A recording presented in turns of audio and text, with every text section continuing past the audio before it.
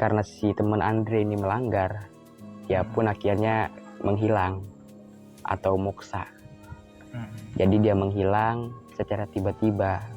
Kata si Indah, Andre, ini temanmu kemana? Kenapa nggak ada? Dan ternyata, kata si kepala desa, kemungkinan dia diculik sama makhluk halus penunggu hutan. Tapi sebelumnya sudah dicari dulu tuh keliling desa? Sebelumnya sudah dicari keliling desa, tapi tidak ada ketemu. Assalamualaikum warahmatullahi wabarakatuh. Halo semuanya, apa kabar kalian semua? Saya harap kalian baik-baik saja.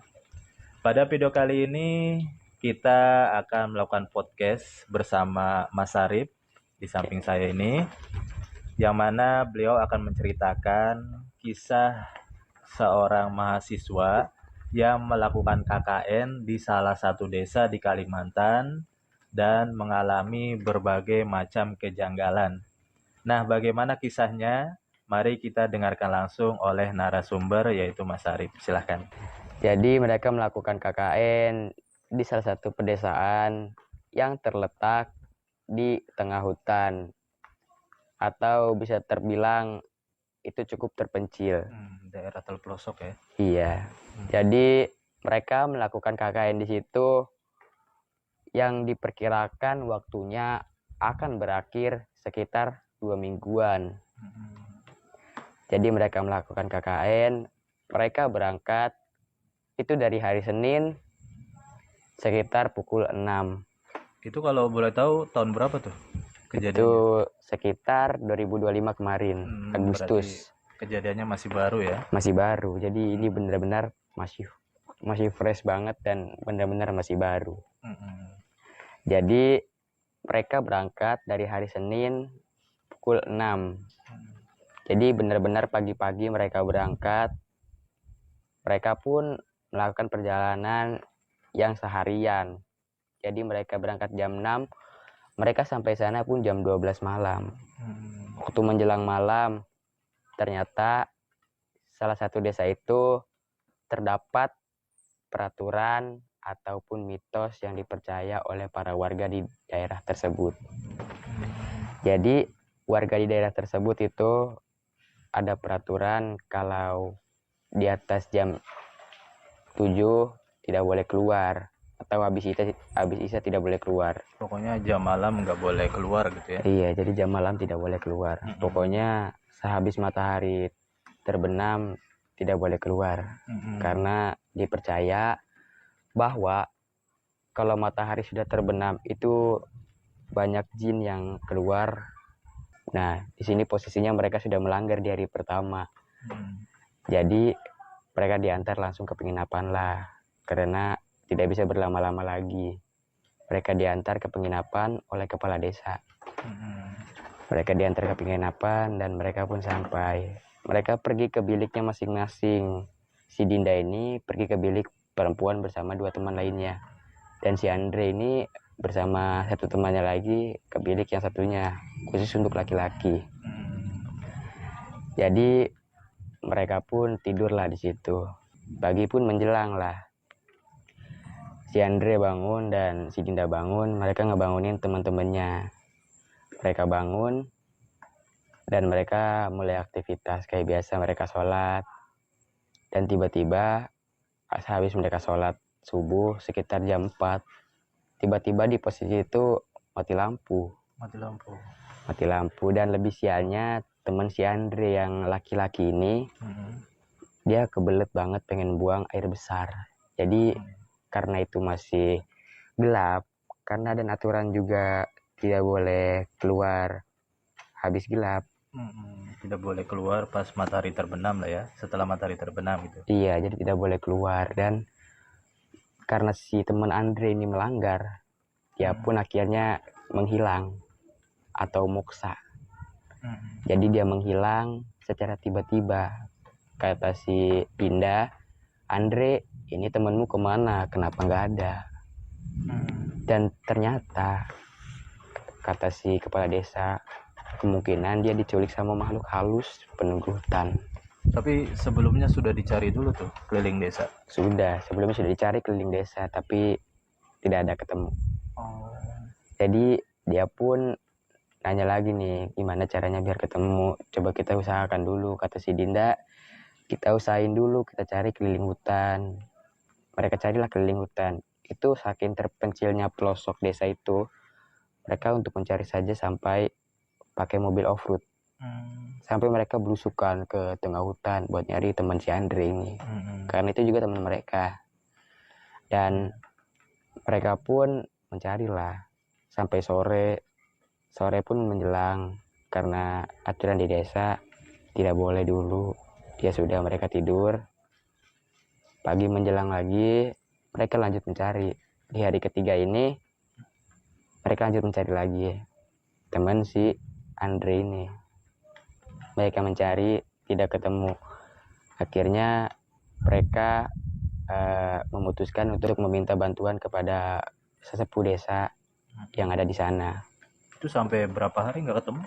Itu sampai sekitaran semingguan baru ketemu itu. Iya, seminggu baru ketemu dan mereka mencari lagi. Dan kata kepala desa, coba kita ritual dulu, siapa tahu ketemu. Dan kita pun ritual di situ. Ritual, dan di ritual itu kita bakar dupa dan ngasih sesajen berupa buah-buahan. Kemana tuh ritualnya? Ke dekat pohon besar yang ada di ujung desa. Pohon besar itu pohon apa tuh? Pohon besar itu kayak sejenis pohon suci, yaitu pohon beringin gitu, jenisnya pohon beringin. Dan itu dipercaya sama orang-orang di desa kalau itu pohon suci, pohon sakral. Jadi dikeramatkan gitu ya, pohon keramat lah ya. Dikeramatkan. Jadi Jadi melakukan ritual di pohon itu. iya, mereka melakukan ritual di pohon itu. Mereka pun ritual, dan kata sesepuh desa bahwa ia mendapat kabar dari salah satu pendunggu di pohon besar itu yang sosoknya berupa genderuwo besar, matanya merah, dan punya taring yang sangat panjang.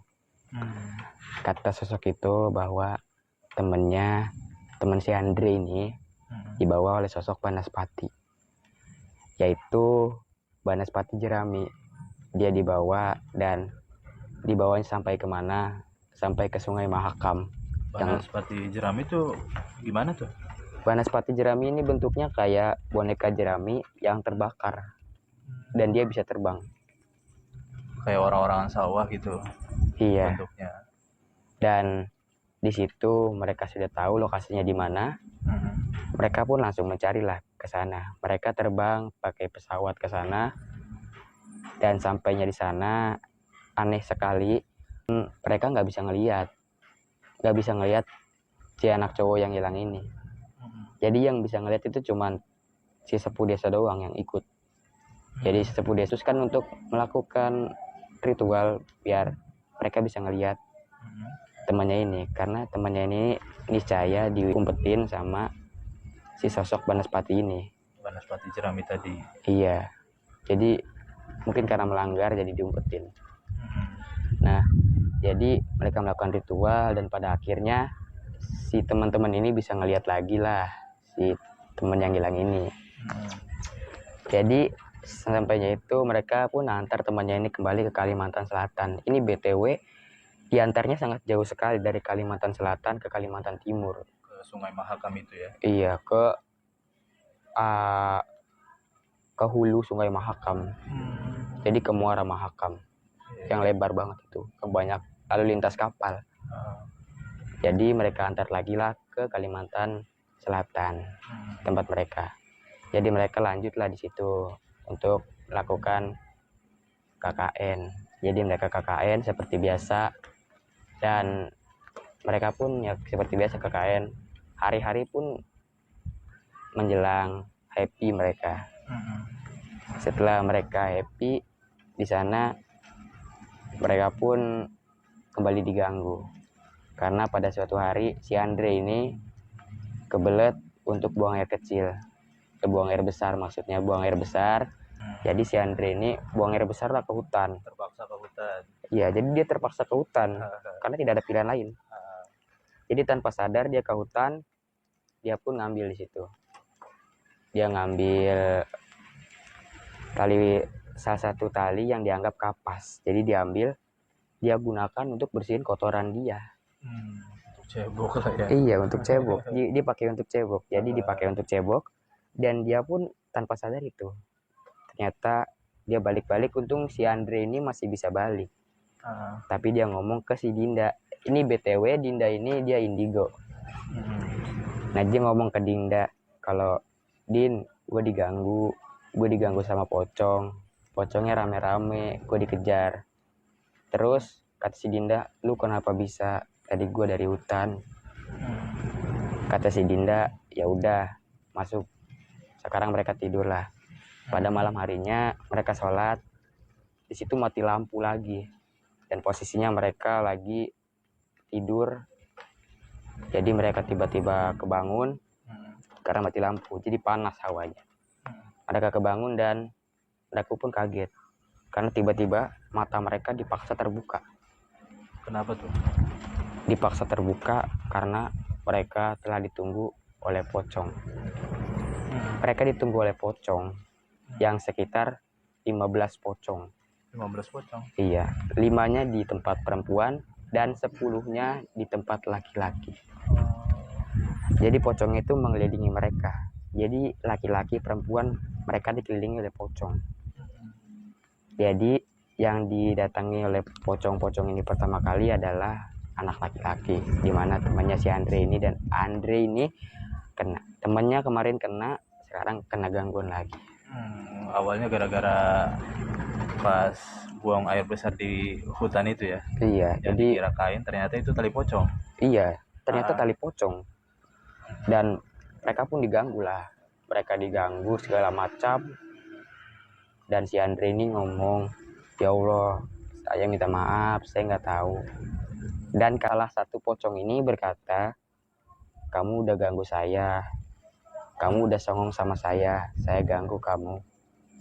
Dan si Andre pun pada saat itu pingsan dia, karena saking takutnya. Karena salah satu pocong itu, dia ngedeket ke muka si Andre. Dia ngedeket ke muka Andre, mukanya itu kayak mengeluarkan belatung. Mukanya hancur, mengeluarkan belatung, dan itu bau banget. Benar-benar. Jadi pada saat itu tiba-tiba mereka diganggu dan tiba-tiba mati lampu juga. Dan tiba-tiba mati lampu. Jadi di situ benar-benar suasananya benar-benar ngeri. Dan pada saat itu juga sebenarnya lagi hujan juga. Saat itu hujan juga sebenarnya. Tiba-tiba gerimis. Lagi gerimis juga mereka posisinya. Jadi mereka diganggu, mati lampu dan gerimis. Suasananya pas banget ya. Bener-bener pas. Jadi mereka diganggu, suasananya dingin, mereka diganggu, mati lampu, dan itu benar-benar bisa kalian bayangin kayak gimana. Dan keduanya pingsan lah. Si teman-teman Dinda ini, mereka pun ngecek ke lemari. Ada apa sih sebenarnya? Kok ada suara tok tok tok? Jadi mereka ngecek. Dan tiba-tiba ada anak kecil, dia botak, mukanya putih, pucet. Di dalam lemari tuh? Dia keluar, langsung nyamperin si Dinda ini. Dia langsung nempel di badan Dinda. Temennya kaget lah, jadi tiba-tiba langsung ini, dan sosok anak ini pun hilang. Dan temen Dinda kayak ngerasa, Din, ini rambut lu bukan? Kata Dinda, bukan. Terus ini rambut siapa? Kok kasar banget? Terus diikutin lah sama temen Dinda ini sampai ke depan lemari yang tadi.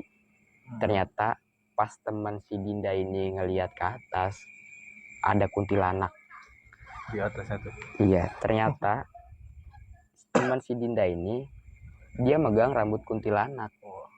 Jadi dia mendongak ke atas, ada kuntilanak lagi nunggu dia sambil senyum bilang, rambut aku bagus enggak? Teman Dinda ini takut lah, dia balik tutupan sekitar beberapa jam. Ternyata mereka kena gangguan lagi dari sosok 5 pocong ini. Sisanya masih ada di mereka. Mereka diganggu, dan pas mereka buka, Dinda juga kaget. Kenapa ada 5 pocong di sini? Dinda ini nggak takut ya BTW sama hantu karena dia emang dari kecil sudah indigo. Karena Sudah terbiasa ayahnya, lah ya. iya, karena ayahnya itu praktisi spiritual. Iya, jadi karena ayahnya praktisi spiritual dan dia pun di situ mulai ngomong sama kelima pocong ini. Kalian kenapa ganggu kami? Kami salah apa? Terus salah satu pocong ini ngomong kalau si teman Dinda ini, si Andre, dia udah songong, dia udah pakai tali pocong kami buat bersihin kotoran. Jadi kami ganggu. Parah. Dan iya, dan kata si Dinda, ya sudah, nanti kami minta maaf, kami kasih sajen. Dan setelah beberapa lama, pocong-pocong ini pun hilang. Semua itu kembali mereda. Hujan gerimis berhenti, mati lampu pun nyala lagi. Dan yudahlah, situ sudah pagi. Jadi pocong semua itu menghilang. Mereka ke pagi harinya itu mereka bilang ke kepala desa kalau kami diganggu. Kata kepala desa, kalian minta maaf sendiri, jangan bawa-bawa orang, nanti diganggu juga. Jadi si Andre ini ngomong ke si Dinda, maaf Din, gue gak cerita tadinya ke lu, gue takut lu marah. Kata si Andre ini begini ke Dinda. Jadi kata Dinda, ya udah minta maaf sono ke tempat waktu dia buang air besar. Jadi si Andre ini minta maaf sendirilah. Jadi dia minta maaf dan dia pun ngasih sesajen dan yang lain-lain ke situ, ke tempat yang tadi dia buang air besar, yang sebelum dia itu pakai tali pocong buat bersihin kotoran dia. Jadi dia pun minta maaf dan balik lagi. Mulai saat itu mereka udah nggak diganggu lagi karena si Andre sudah minta maaf juga.